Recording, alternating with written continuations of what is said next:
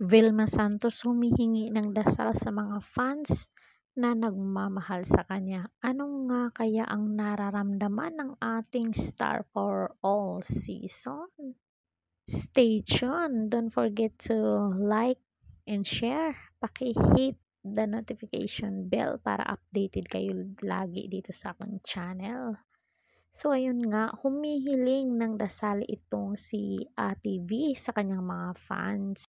Sa kanyang Instagram account, ipinost ni Ate V ang kanyang kondisyon. I am under the weather, trying to be well soon. Please pray for me. Tapos, medyo sad emoji and heart. Hindi na sinasabi pa ng award-winning actress kung ano ang kanyang sakit, but hopefully ay simpleng karamdaman lang ito.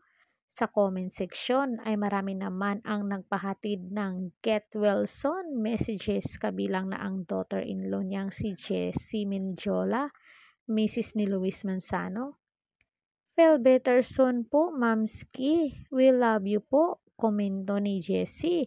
Nagkomento rin sina Rita Abela, Nikki Valdez, Batangas Vice Governor Mark Leveste, Chano Gibbs at marami pang iba.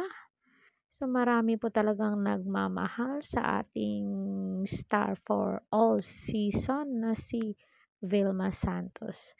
Kayo mga kamarites ko, ano yung naging reaction nyo dito? Comment dyan sa baba para mabasa natin at maipin natin ang mga Vilmanians dyan.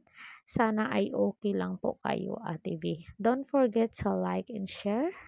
Paki-subscribe niyo ako, ring bell all, para ma-update kayo dito lagi sa ating mga latest video dito sa showbiz. Hanggang sa muli and thank you so much. God bless us all. Bye!